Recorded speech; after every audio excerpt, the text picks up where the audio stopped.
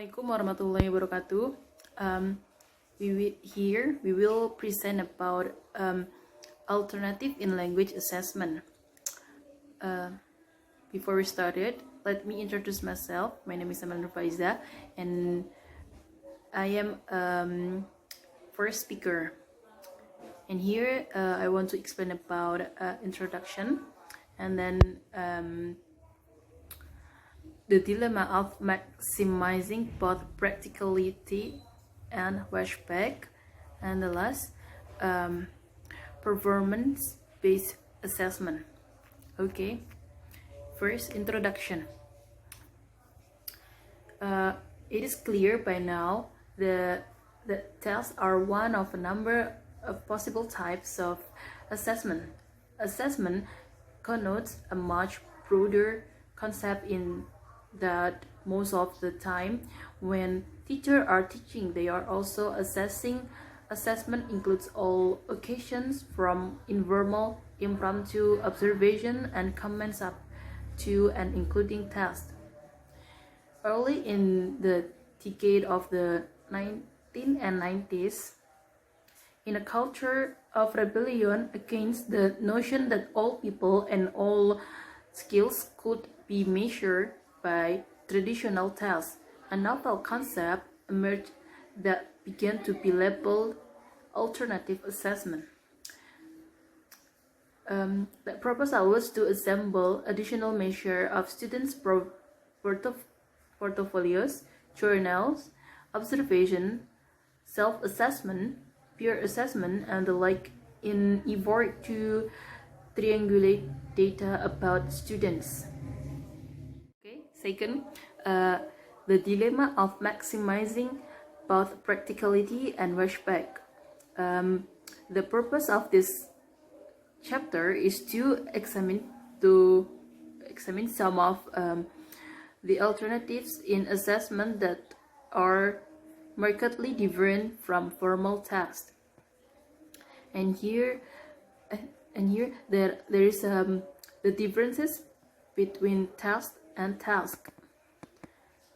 First, task, especially large-scale standardized tasks, and then tend to be one-shot performances that are timed, and then multiple choice, decontextualized, norm referenced, and that foster extrinsic motivation. Meanwhile, task is open-ended in their time orientation and formal, and then contextualized to a curriculum, and then references to the criteria or objectives of that curriculum, and likely to build intrinsic motivation. And from the differences, we can conclude that formal standardized tests are almost by definition highly practical, reliable instruments. They are designed to minimize time and money on the part of task designer and task taker, and to be painstakingly accurate in their scoring. Alternatives such as portfolios or conferencing with students on drafts of written work or observation of learners over time all require considerable time and effort on the part of the teacher and the students. Even more time must be spent if the teacher hopes to offer reliable evaluation within students across time as well as across students, or taking care not to favor one student of group of students. But the alternative techniques also offer markedly greater flashback, are superior formative measures, and because of their authenticity, usually carry greater face validity.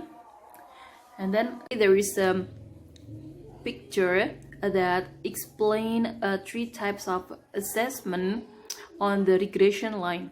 From this picture appears to imply the inevitability of the relationship large-scale multiple choice tasks cannot offer much flashback or authenticity, nor can portfolios and such alternative achieve much practi- um, practice practicality or reliability. Surely, we should not sedately by accepting the presumably inescapable conclusion that all standardized tasks will be developed of flashback and authenticity. With some creativity and effort, we can transform otherwise inauthentic and negative flashback producing tasks into more pedagogically fulfilling learning experience. Okay, third, performance-based assessment. Performance-based assessment implies productive, observable skills such as speaking and writing of content-valid tasks. Such performance usually, but not always, bring with it an air of authenticity, real-world tasks in that students have had time to develop. It often implies an integration of language skills, perhaps all four skills in the case of project work, because the tasks that students perform are consistent with course goals and curriculum. Students and teachers are likely to be more motivated to perform them, as opposed to a set of multiple choice questions about facts and figures regarding the solar system.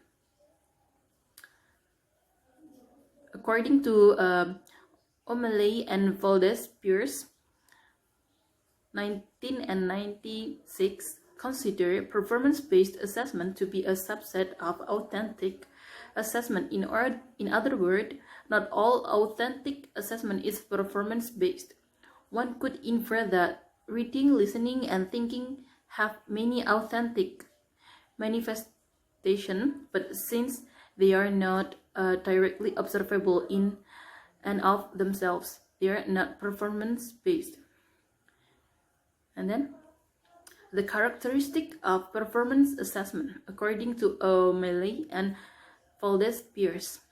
First, students make a constructed response. Second, they engage in per order thinking with open-ended tasks. And third, tasks are meaningful, engaging, and authentic. Fourth, tasks call for the integration of language skills. Fifth, both the process and product are assessed. Sixth, depth of a student's mastery is emphasized over breadth. Okay, thank you. And next material is about portfolios and journals. One of the most popular alternatives in assessment, especially within a framework of communicative language teaching, is portfolio development. As collection, portfolio are expression of students' life and identities. One could argue that is inappropriate to reduce the personalization and creative process of compiling a portfolio to a number or letter grade, and that is more appropriate to offer a qualitative evaluation for a work that is so open-ended. Thus, final evaluation should be perceived strengths, but also point the way towards future learning challenges. It is clear that portfolios get a relatively low practically rating because of the time it takes for teachers to respond and conference with the students. It shall be made clear what objectively are, what tasks are expected of the student, and how the learner's product will be evaluated. And next, journals. 50 years ago, journals had no place in the second language classroom, when language production was believed to the best of under control conditions. The concept of free riding was confined almost exclusively to production essays on assigned topics. Today, journals accompany a prominent role in a pedagogical model that stresses the importance of the self-reflection in the process of students taking control of their own destiny. A journal is in a log or account of one's thoughts, feelings, reaction, assessment, ideas, or progress towards goals, usually written with little attention to structure, form, or correctness. Most classroom-oriented journals are what have now come to be known as dialogue journals. The implied interaction between a reader, the teacher, and the student through dialogues or responses. Journals obviously serve important pedagogical purpose, practice in the mechanic of writing, using writing as a thinking process, individualization, and communicative with the teacher. On other side issues, it is argued that journals are too free a form to be assessed accurately. Assalamualaikum warahmatullahi wabarakatuh. My name is Dini Haki and today I'll present the last material from our group that is self and peer assessment. Self-assessment derives its theoretical justification from a number of well-established principles of second language acquisition. The principle of autonomy stands out as one of the primary foundation stones of successful learning. The ability to set one's own course, both within and beyond the structure of classroom curriculum, to pursue them without the presence of an external prod, and to independently monitor that pursuits are all keys to success. Developing intrinsic motivation that comes from a self-propelled desire to excel is at the top of the list of successful acquisition of any set of skill. Peer assessment appeals to similar principle. The most obvious one is cooperative learning. Many people go through a whole regimen of education from kindergarten into a graduate degree and never come to appreciate the value of collaboration in learning, the benefit of a community of learners capable of teaching each other. Peer assessment is simply one arm of a plethora of tasks and procedures within the domain of learner-centered and collaborative education.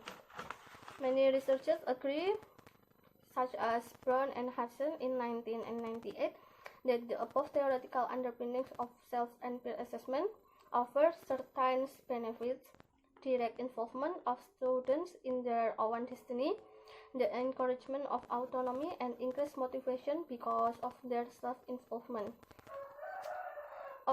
Some noteworthy drawbacks must also be taken into account. Subjectively is a primary obstacle to overcome. Students might be either too harsh on themselves or too self-flattering, or they might not have the necessary tools to make an accurate assessment. Also, especially in the case of direct assessment of performance, they may not be able to discern their own errors. In contrast, Bailey in 1998 conducted a study in which learners show moderately high correlation between self-rated oral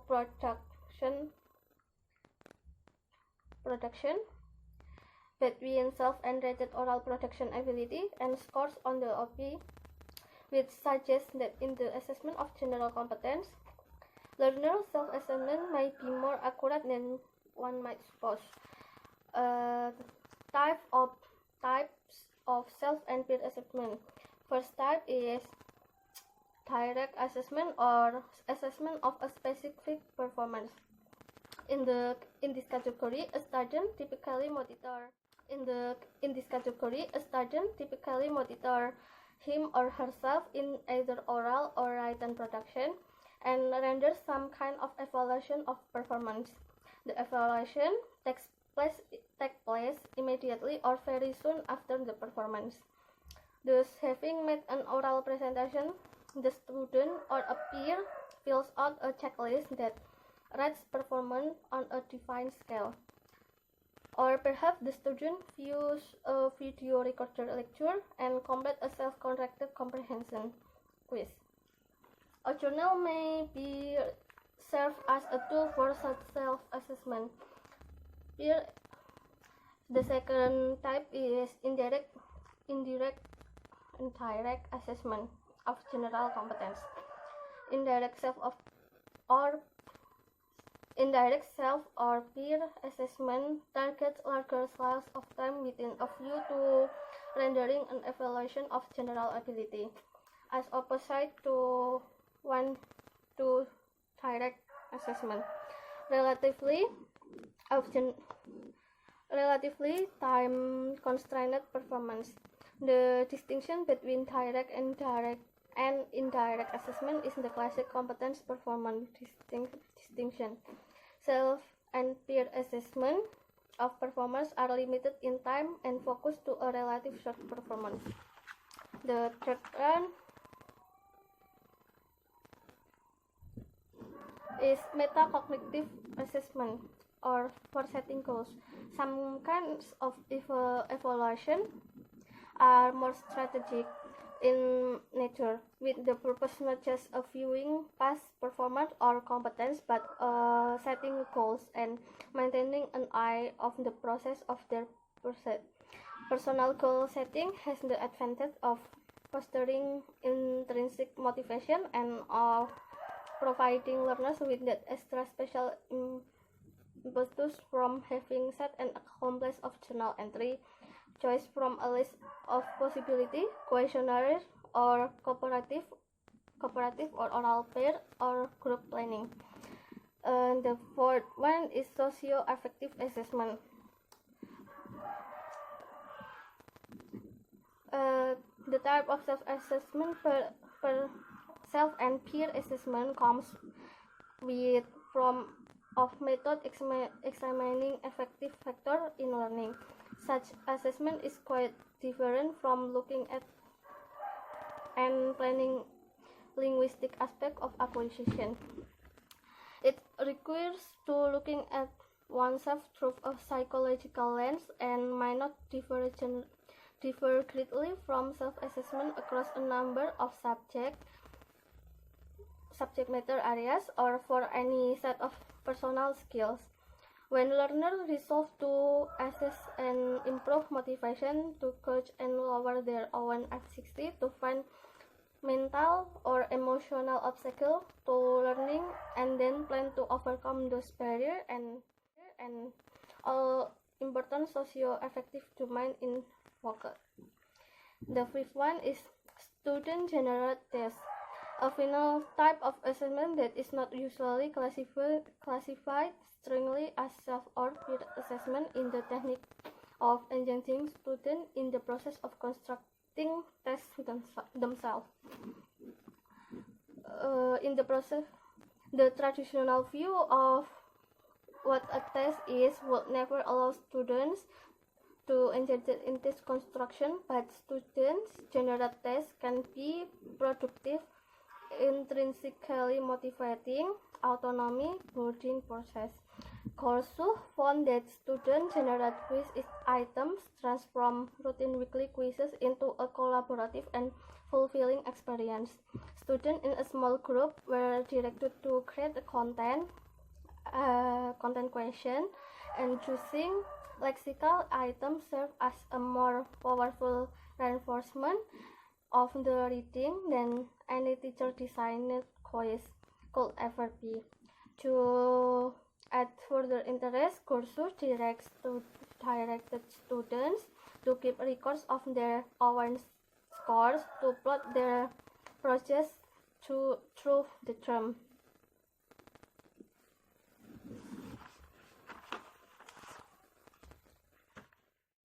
Guidelines for self and peer assessment. Self and peer assessment are among the best possible formative types of assessment and possibly the most rewarding, but we must be careful to design and administrate from them to reach the potential. There are four guidelines. The first one is tell students the purpose of the assessment. The second one is define the tasks clearly. And third one, encourage impartial evaluation of performance or ability. The fourth one, ensure beneficial watchback through follow-up tasks. And the last material was a taxonomy of self and peer assessment tasks. To sum up the possibility for self and peer assessment, it is helpful to consider a variety of tasks within each of the four skills. They are an example of self and peer assessment for each skill. You can read it on our PowerPoint file.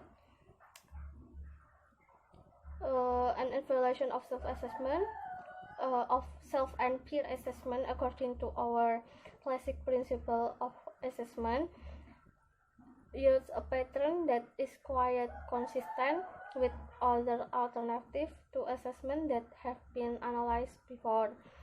Practically can achieve a moderate level with such procedure as checklist and questionnaire, while reliability risks remaining at a low level given the variation within and across the learner. Once students accept the notion that they can legitimately assess themselves, then face validity can be raised from what might otherwise be a low level, and the rest two course objective will maintain a high degree of content validity. Then authenticity and watchback both have very high potential because students are centering on their own linguistic needs and are receiving useful feedback. Thank you. Wassalamualaikum warahmatullahi wabarakatuh.